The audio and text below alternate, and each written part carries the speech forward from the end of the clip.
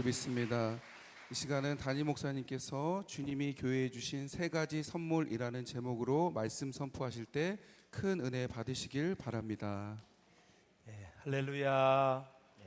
산부 예배 오신 여러분 한 분 한 분을 주의 이름으로 축복합니다. 옆 사람과 기쁘게 인사하겠습니다. 오늘도 하나님의 음성을 들읍시다. 우리 아침에 갑작스럽게 또 이제 발인 예배가 있어서 우리 성가대 일부 또 소망대원 성가도 있고 또 오케스트라도 새벽부터 많이 힘드시는데 우리 오케스트라와 성가대 한번 박수로 한번 격려해 주시기 바랍니다. 감사합니다. 장례를 치르면서 발인 예배 많이 해봤지만 오늘처럼 일찍 한 적은 처음이에요. 우리가 5시 반에 출발해서 40분에 예배를 시작했으니까 도대체 그 시간에 나오려면 몇 시에 일어나야 되는 거죠? 악기를 들고 또 그냥 발걸음을 재촉하면서 참 얼마나 많이 왔는지 참 평상시에 이렇게 잘 다니고 하는 사람들은 많이 오는구나.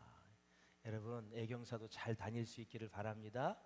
다 심는 대로 거두는 것이지요. 너무나 은혜스럽고 또 감사했어요.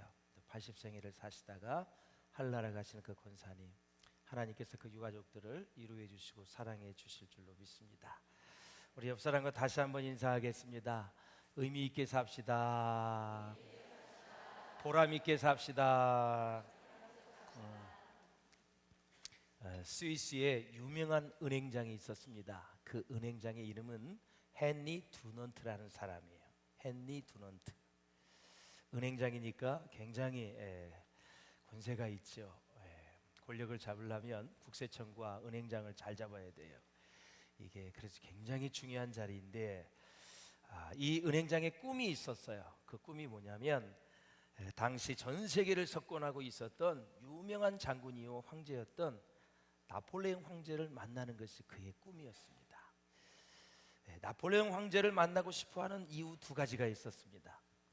그 시대에 가장 세계적인 거목이었던 나폴레옹을 개인 대 개인으로 1대1로 좀 만나고 싶은 그런 욕망이 있었어요.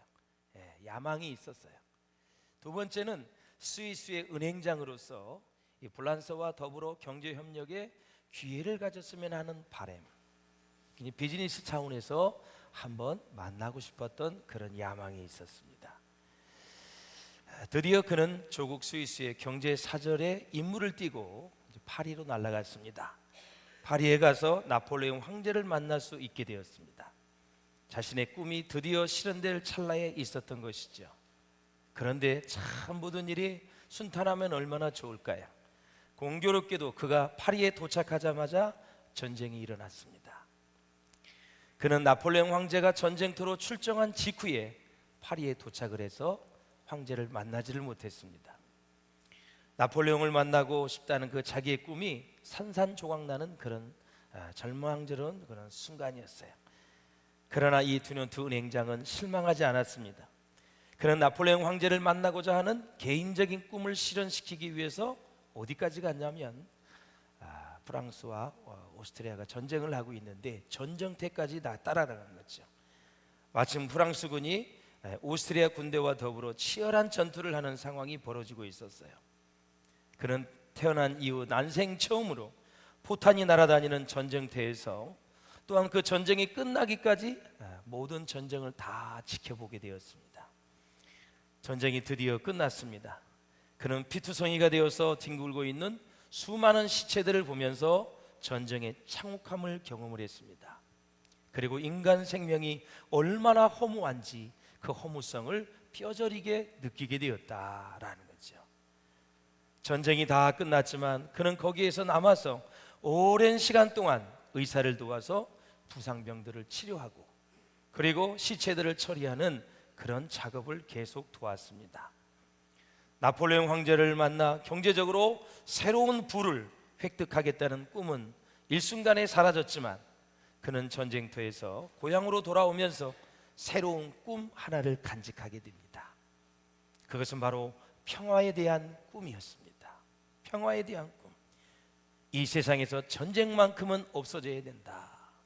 전쟁을 해서는 안 된다. 그리고 전쟁터에서 부상당하는 이들을 돕기 위해 어떤 일이든 나는 꼭 해야 한다. 그런 꿈을 가지게 되었습니다. 이 꿈은 그의 마음을 지배하기 시작을 합니다. 그런 몇몇의 친구들과 함께 한 가지 무브먼트, 바로 운동을 적극적으로 전개하기 시작을 했습니다. 그래서 탄생한 것이 무엇인지 아십니까? 저 유명한 적십자사입니다. 그래서 그는 첫 번째 노벨 평화상을 수상하게 됩니다. 이 적십사기는 색상과 순서 뺐지만 다를 뿐 스위스의 국가와 똑같은 그러한 깃발입니다. 여러분, 적십자기와 스위스의 기를 보면은 스위스는 빨간 바탕에 십자가, 바로 십자가입니다. 저건 예수 그리스도를 상징하는 것입니다. 그리고 대한 적십자사는 흰 바탕에 그냥 빨간 십자가입니다. 유럽의 나라들이 기독교의 기초를 하고 있기 때문에 십자가가 그려져 있는 나라가 엄청나게 많이 있죠. 스위스는 바로 이 빨간 색깔 위에 하얀 그러한 색깔로 되어 있어요. 그래서 자기 조국 스위스에, 그리고 전 세계에 평화를 심고 싶어 했던 이 사람의 꿈은 드디어 실현이 되었습니다. 그는 하나의 꿈이 절망으로 끝났을 때 거기에서 포기하지 않고 다시 일어나 새로운 꿈을 꾸기 시작한 것입니다. 그것은 어쩌면 그가 가졌던 이전의 꿈보다 더 위대한 꿈이었던 것입니다.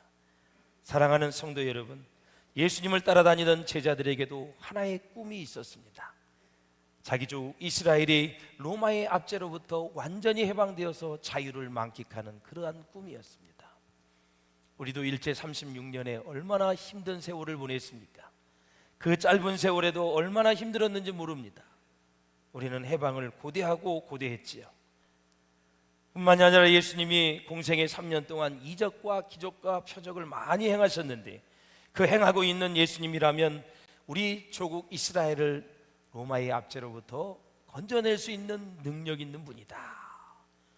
막 기도하면 병자가 살아나고 38년 18년 동안 환자들이 막 다 치유되고, 죽었던 나사로도 3일이 되었지만 막 살아나게 되어지고, 바다의 풍랑을 참남케 하고, 오병이어를 가지고 2만 명을 넘게 먹이는 예수님의 능력이라면 로마의 압제에서 건져낼 수 있는 분이다, 확신을 갖게 된 거죠.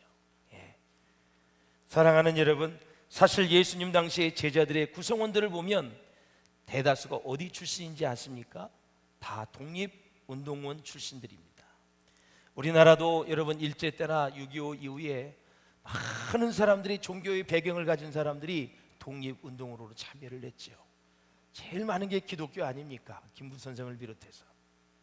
그러나 예수님이 허무하게 십자가에서 처절하게 죽어가자 모든 것은 끝났다고 생각하여 제자들은 바닷가로 자기 고향으로 다 허무한 발걸음을 옮기게 되었습니다. 그렇게 위대하신 예수님이 십자가에 저렇게 힘없이 죽어가다니 우리 인생은 끝났다 하고 다 고향으로 돌아갔습니다. 그런데 흩어진 제자들 사이에서 한 가지 기쁜 소식이 울려 퍼지고 있었습니다. 그 처절하게 죽었던, 허무하게 죽었던 예수께서 다시 살아나셨다라는 사실입니다. 놀라운 일이죠. 죽었던 사람이 3분 만에 살아났다. 얼마나 소망이 되는지 모릅니다. 그래서 제각기 뿔뿔이 흩어졌던 제자들이 다시 다 예루살렘으로 모여들기 시작을 했습니다. 이제는 예수 그리스도를 위해서 생명을 바치겠다며 다시 일어나 예수님을 따르기 시작한 것입니다. 그리스도의 죽으심이 제자들에게 있어서 꿈의 소멸이었다면, 예수님이 죽은 지 3일 만에 살아나신 부활은 새로운 꿈의 부활이었습니다. 다시 소망을 가질 수 있는 결정적인 계기가 되었다라는 것입니다.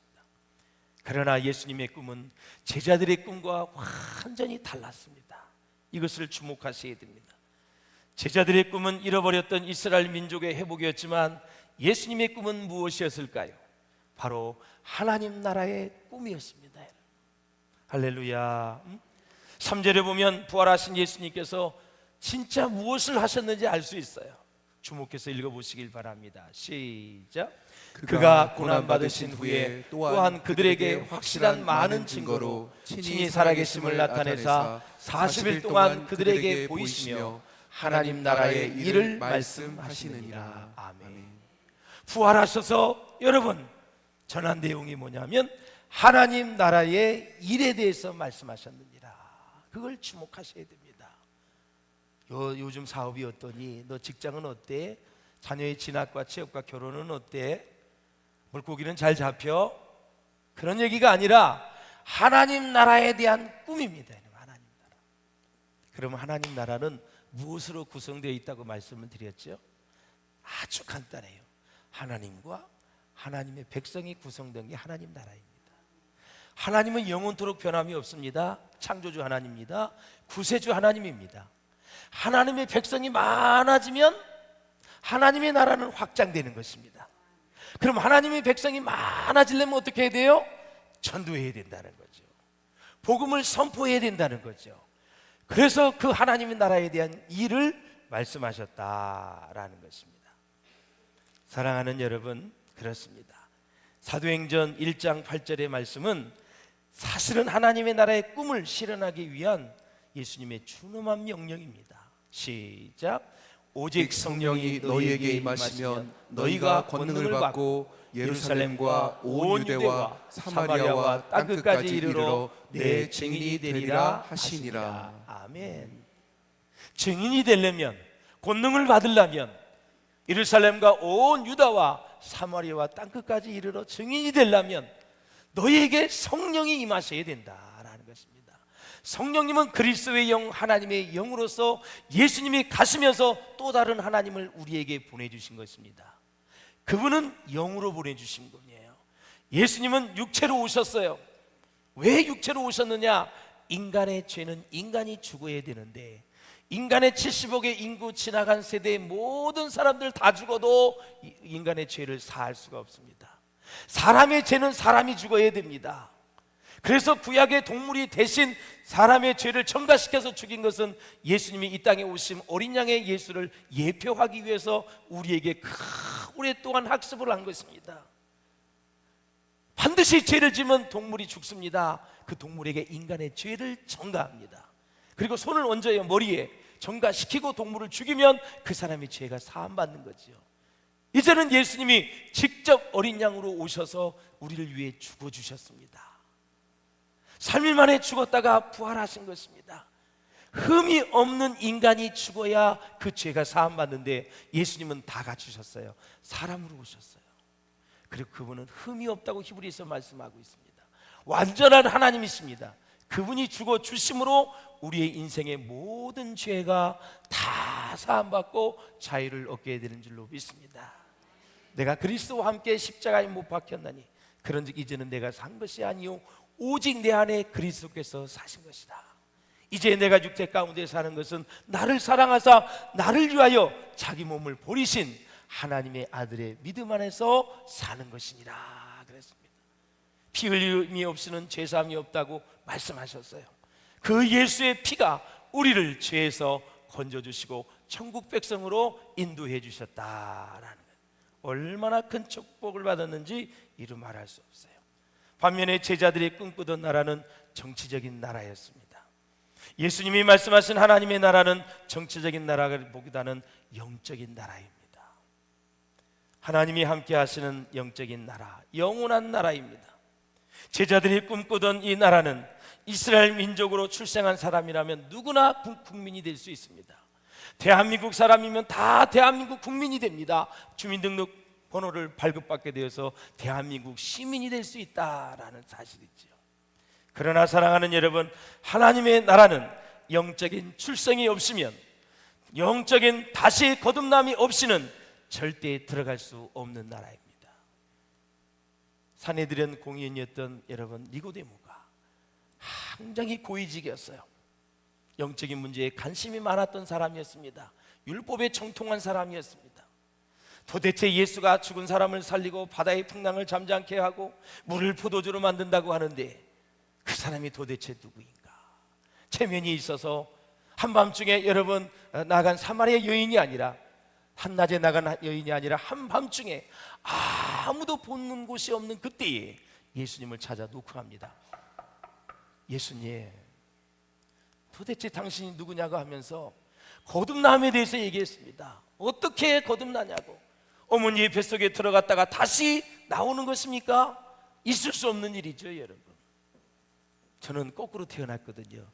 그래서 저놈은 죽었다 그랬다고 우리 할머니가. 용수는 죽었다. 발부터 나오니까 애따 물었다 잡아 뺐대요. 그래서 살았는 게.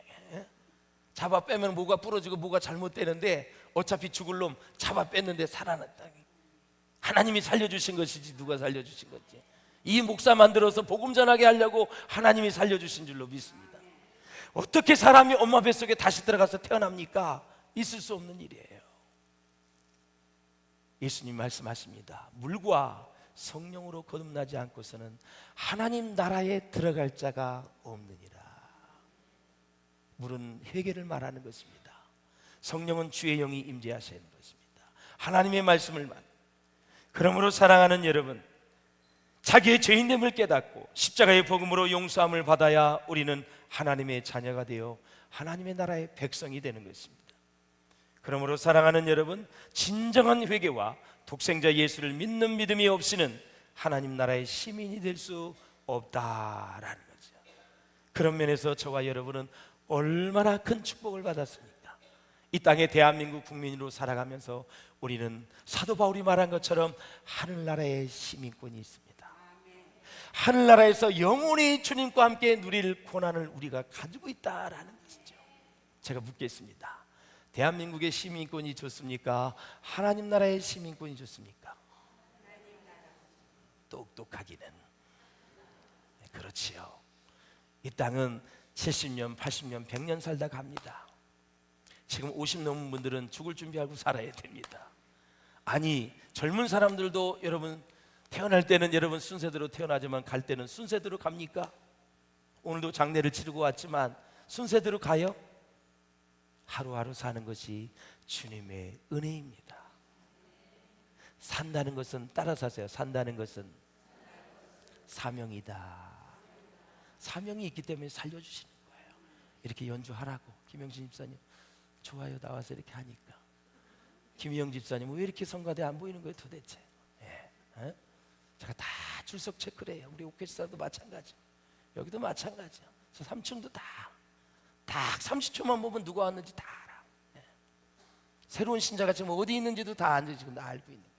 그 신자가 지금 어떻게 예배를 드리는지, 말씀을 받는 건지 그냥 다른 생각하는지 여기선 다 보여. 저 뒤에 있는 사람 발 움직이는 것까지 다 보여. 예. 집중하세요. 아주 소중한 시간이에요.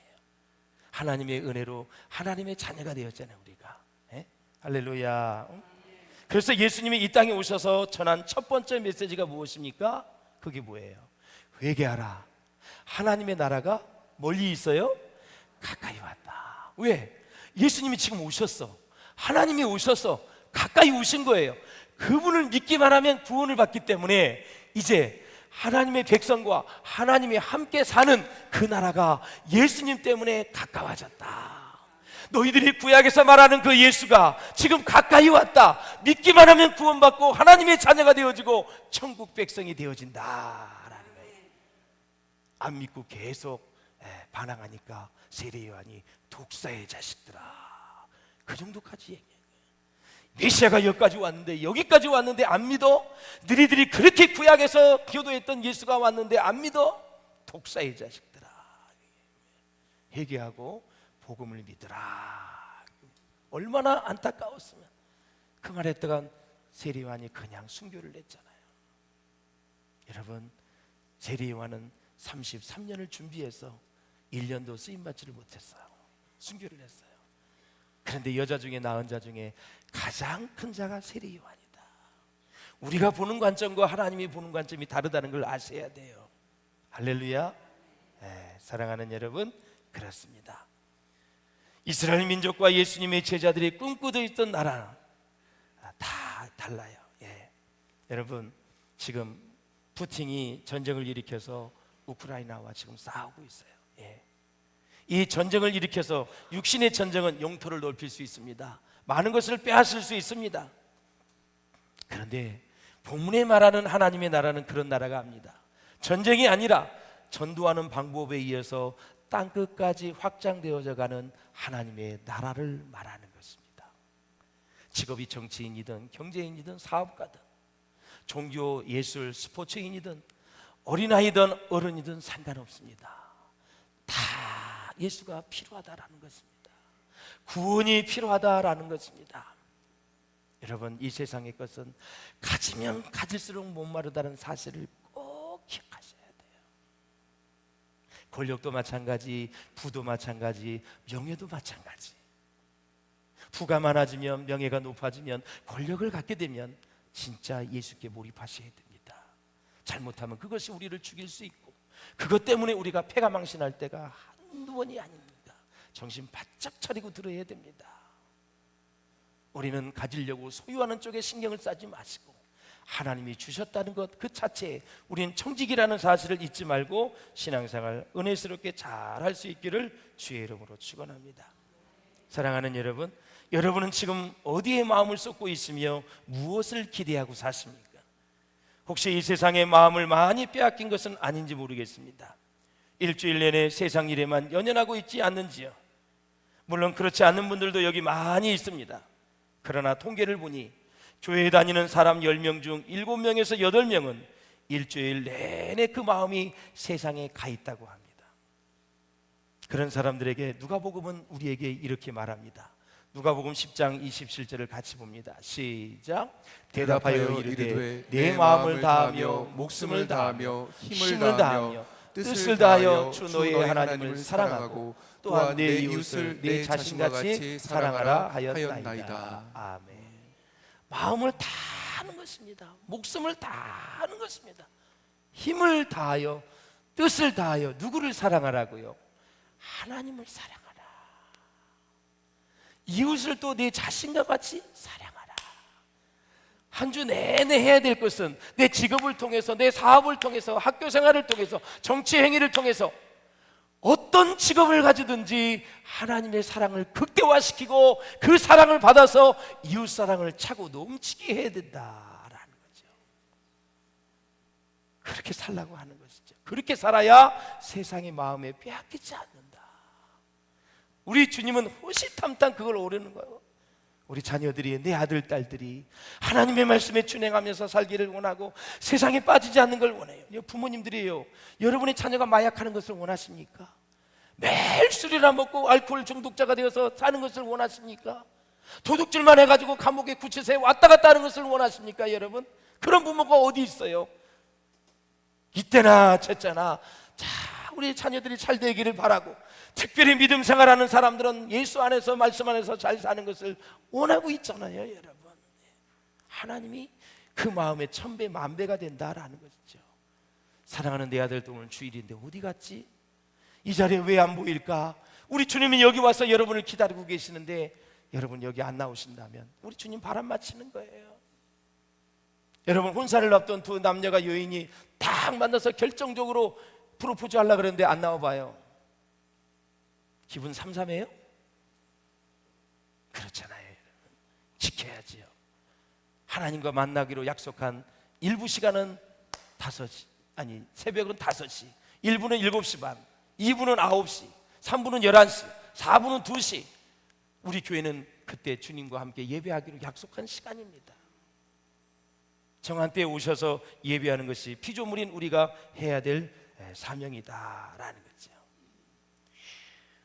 지난주에는 우리 막내딸이 서울에서 시내버스를 타고 가다가 교통사고가 났습니다. 타자마자 갑자기 오토바이가 끼어들어서 그 운전사가 정확한 속도와 신호 잘 지키고 가는데 사고가 난 거죠. 저도 오토바이 때문에 한두 번 놀란 게 아닙니다. 싹 지나가고 그냥 막 정말 정신이 없어요.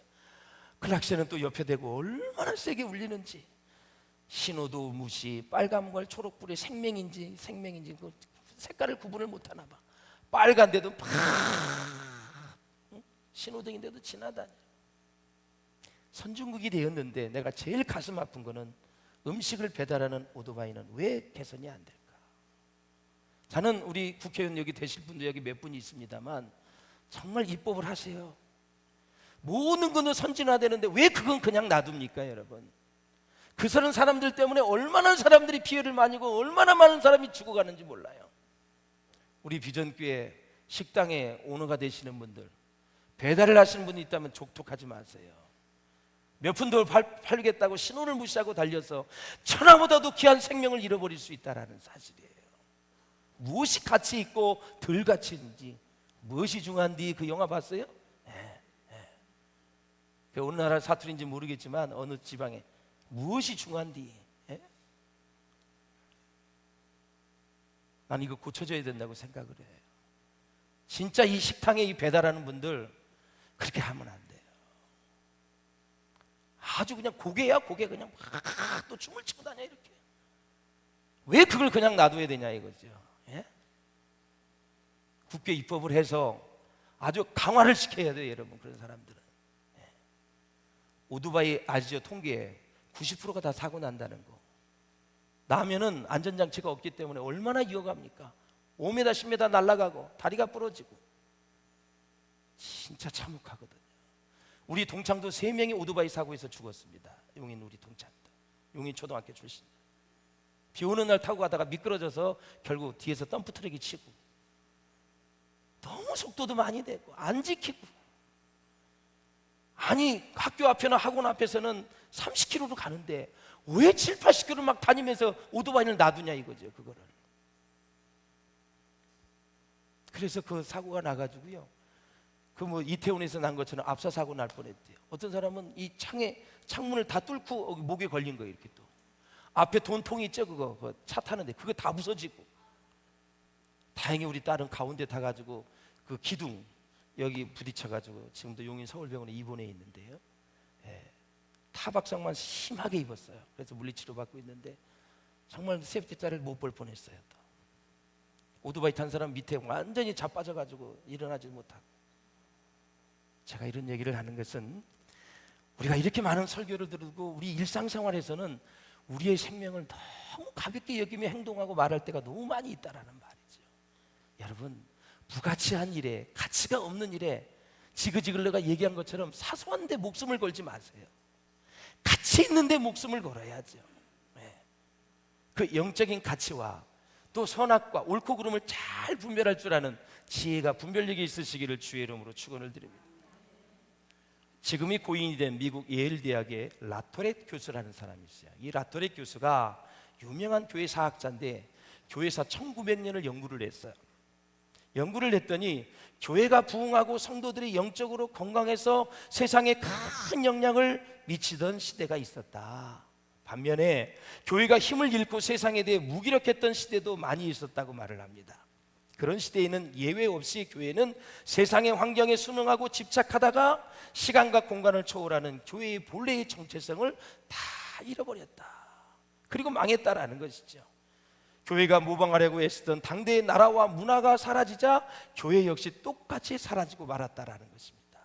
사랑하는 성도 여러분, 교회는 교회로서 살아남아야 한다라는 사실이에요. 그 얘기는 뭐냐면 교회의 성경적인 가치관을 문화가 변해도 뭐 우리가 100달러에서 지금 32,000달러까지 와도 경제가 부흥해도 한류가 일어나고 잘 살아도 성경의 가치는 변함이 없어야 된다라는 사실이에요. 세상 시류에 그대로 따라가지 말라는 거예요. 그거를 개혁할 수 있는 사람이 겉센 물결을 올라가는 물고기처럼 우리 기독교 신자들은 세상의 문화를 선도할 수 있어야 된다라는 사실이에요. 할렐루야. 세상의 유행은 그리 오래가지 않습니다. 자꾸 변화하고 없어지는 것이 세상의 가치관이지요. 따라서 교회가 세상이 변화하는 모습에 자신을 맞추려고 발버둥 친다면 세상의 가치관들이 사라지고 없을 때 교회도 함께 무너지고 사라진다라는 것입니다. 오늘날 현대교회도 심각하게 변질되어가는 모습을 보고 있습니다. 참으로 많은 그리스도인들이 자신도 모르는 사이에 세상에 온통 마음을 빼앗긴 채 살아가는 모습을 보면 안타까움을 금할 길이 없는 것입니다. 사실 사도행전에 보면 예수님이 승천하신 이후에 일들을 다 기록하고 있어요. 제자들이 어떻게 성령을 받았는지를 말하고 있고요, 교회가 어떻게 생성이 되었는지를 탄생했는지 말하고 있고요, 어떤 기적과 역사들이 일어났는지를 우리에게 말해주고 있어요. 뿐만 아니라 고통과 핍박 속에서도 교회가 어떻게 해야 힘차게 성장하고 계속 확장하며 하나님의 나라가 이루어지는지를 우리에게 설명하고 있다라는 거죠.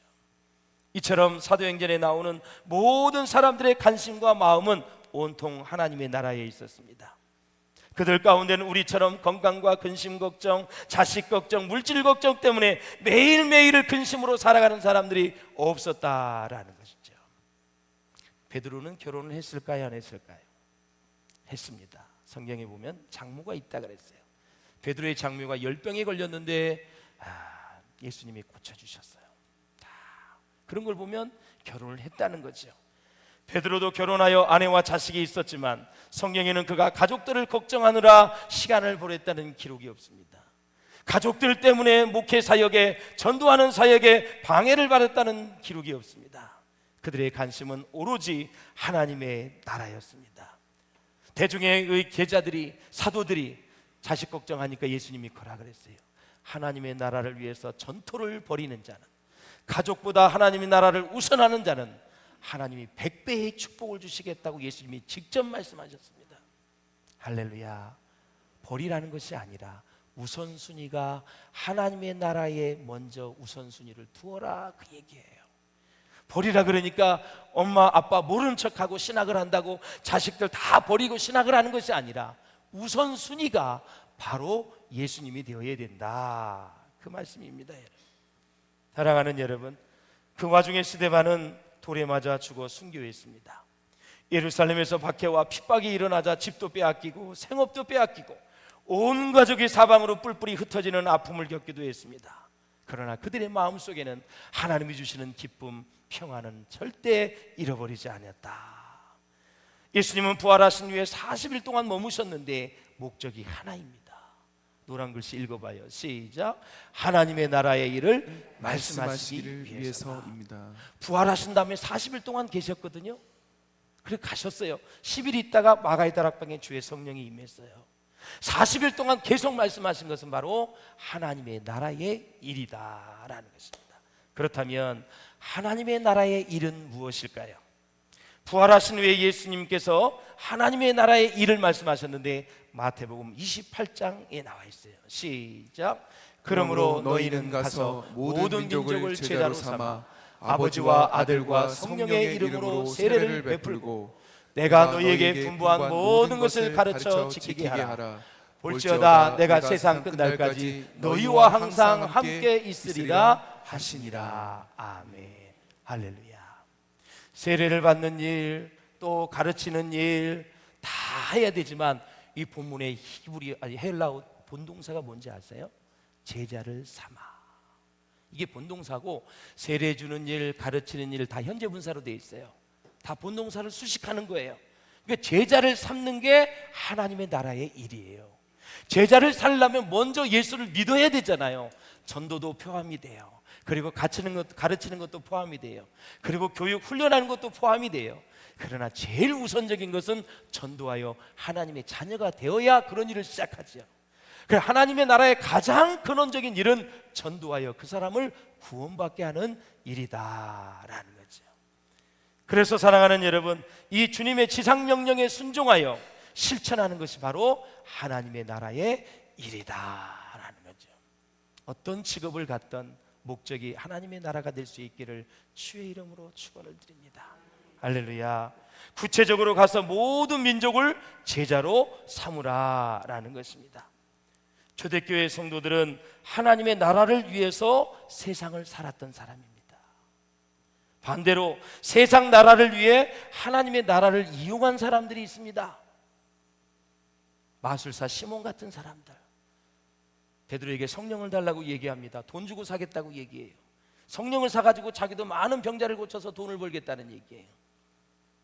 망할지어다. 망했습니다. 죽었습니다, 여러분. 아나니아 삽비라는 자기의 얼마를 속여서 교회에, 거룩한 교회에 내놨습니다. 이게 전부냐? 전부입니다. 죽었습니다. 조금 있다 아내가 3시간이 왔습니다. 전부냐? 전부입니다. 거짓말해서 또 죽었습니다.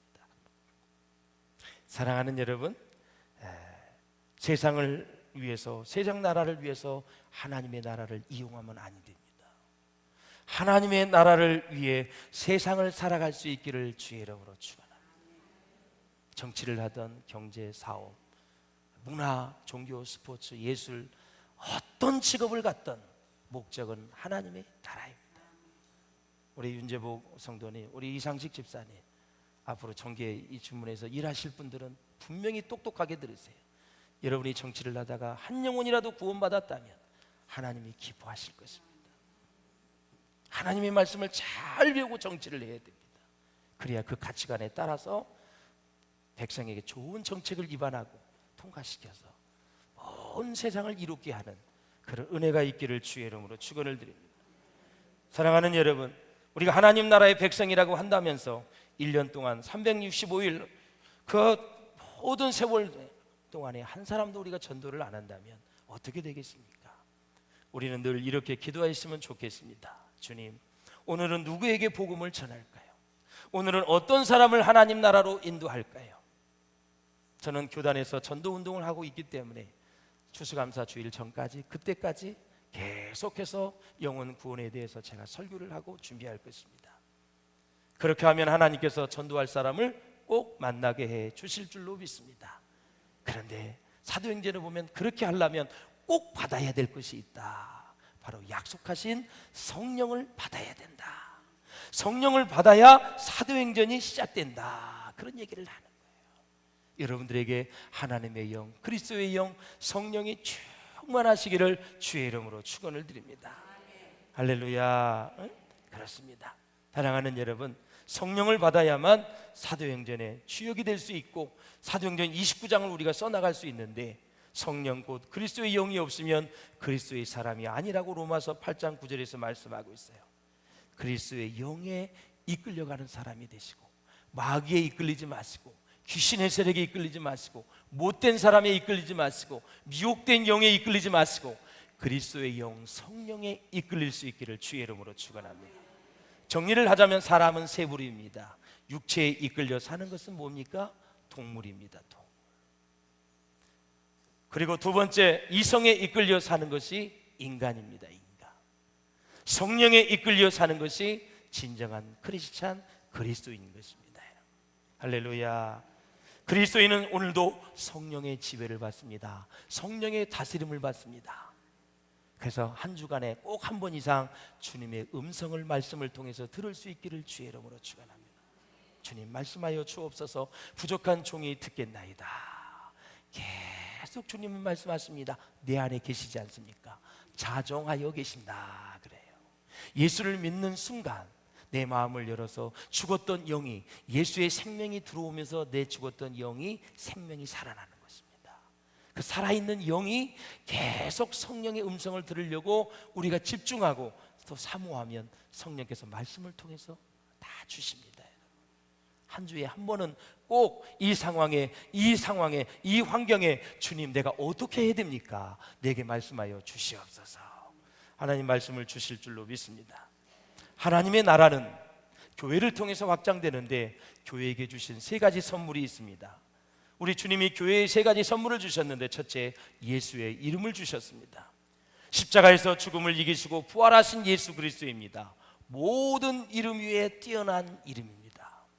여러분은 다 각자의 이름을 갖고 있지만 여러분의 이름에는 권세가 없습니다. 예수의 이름에만 권세가 있습니다. 할렐루야. 누구든지 주의 이름을 부르는 자는 구원을 얻으리라 그랬어요. 예수의 이름에 권세가 있어요. 예수의 이름으로 제사함을 받습니다. 예수의 이름으로 회개하면 하나님 받아주십니다. 예수의 이름에 권세가 있기 때문에, 하나님의 능력이 있기 때문에 예수의 이름으로 기도할 수 있기를 주의 이름으로 축원합니다. 베드로가 처음 성령을 받고 성전에 갔습니다. 수십 년 동안 성전 비문에 있던 안진뱅이를 발견했습니다. 한 번도 그는 일어난 적이 없습니다. 베드로가 들어가다 주목했습니다. 오늘도 구걸하는구나. 저 사람은 동전이 필요하겠지만 성령 받고 보니까 저 사람에게도 예수가 필요한데, 동전을 달라고 구걸을 할 때 베드로가 말합니다. 은과 금은 내게 없지만 곧 나사렛 예수 그리스도의 이름으로 일어나 걸어라. 세상에 걷습니다. 걷기도 하고 뛰기도 하고 성전에 들어가서 하나님을 찬미하는 것입니다. 사랑하는 여러분, 스탠리 존스라는 인도에서 헌신했던 선교사를 잘 아시죠? 너무나 유명한 선교사입니다. 89세에 그는 뇌출혈이 일어납니다. 반신불수가 되어서 식물인간이 됐습니다. 그래서 그는 다시 미국으로 돌아와 보스턴 병원에 입원을 했습니다. 그래서 그는 병실에 오는 의사 선생님들에게 의사 선생님 진료가 다 끝났습니까? 네. 그러면 의사 선생님 제가 부탁이 있습니다. 무슨 부탁이 있는데요? 의사 선생님 나에게 이렇게 말해주세요. 나사렛 예수 그리스도의 이름으로 명하노니 스탠리야 일어나 걸어라. 모든 의사 선생님들에게 부탁을 해서 의사 선생님들이 그렇게 했습니다. 간호사들이 들어옵니다. 간호사 선생님 나에게 이렇게 말해주세요. 나사렛 예수 그리스도의 이름으로 명하노니 스탠리야 일어나 걸어라. 6개월이 지났습니다. 이 스탠리 선교사가 벌떡 일어나서 89세에 입원해서 6개월 동안 치료를 받고 90세에 다시 인도로 가서 복음을 전하다가 여러분 하나님의 품에 안겼습니다. 여러분 병자들이 오랜 병투병을 하면 치료하고 힘들 때가 있습니다. 그럴 때마다 언제까지 이렇게 해야 되는데요? 막 짜증내지 마시고 무조건 명하세요. 예수의 이름으로 명하노니 어머니의, 아버지의, 내 딸의, 내 아들의, 어느 집사님의, 어느 권사의, 어느 장로의, 어느 성도의 모든 질병이 나을지어다. 깨끗할지어다. 기도하세요. 마귀는 떠나갈지어다. 이러세요. 그러면 하나님께서 그 가정을 주의 평안으로, 주의 영으로 충만하게 해주셔서 승리하는 가정이 될 줄로 믿습니다. 명하세요. 예수의 이름에 권세가 있습니다. 여러분 권세가 있어요. 예.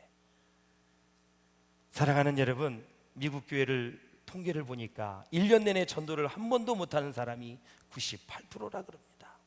우리 모두가 다 정말 이 세상의 문제도 해결받고 영혼을 구원할 수 있기를 바랍니다.